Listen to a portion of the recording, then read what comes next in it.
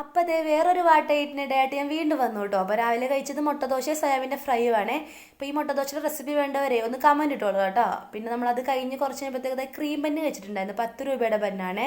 പിന്നെ നല്ല ടേസ്റ്റാണ്. അപ്പോൾ അതിൽ ഒരെണ്ണം ഞാൻ കഴിച്ചിട്ടുണ്ടായിരുന്നേ. നമുക്ക് പിന്നെ ഉച്ചയ്ക്ക് ചോറിൻ്റെ കൂടെ കഴിക്കാൻ വേണ്ടിയിട്ട് ചുരമീൻ്റെ കറിയും ചെറുപയർ തോരനും പപ്പടും അച്ചാറും കൊണ്ടാട്ട മുളകും ആയിരുന്നു കേട്ടോ.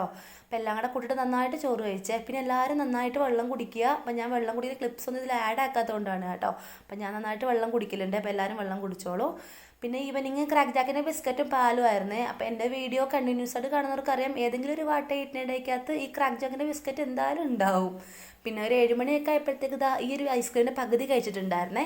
പിന്നെ ഐറ്റം നമുക്ക് കഴിക്കാൻ വേണ്ടിയിട്ട് ഇവിടെ 60 രൂപയ്ക്ക് നെയ്ച്ചോറ് മാത്രമായിട്ട് കിട്ടും കേട്ടോ. അപ്പോൾ നെയ്ച്ചോറ് വാങ്ങിച്ചിട്ടുണ്ടായിരുന്നു, കപ്പയും പൊട്ടിയും വാങ്ങിച്ചിട്ടുണ്ടായിരുന്നു. അപ്പോൾ അത് പകുതി കഴിച്ചിട്ടുണ്ടായിരുന്നു രണ്ടാളും.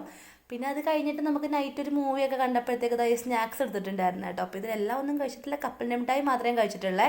അപ്പം അന്ന് അത്രേ ഉള്ളൂ കേട്ടോ.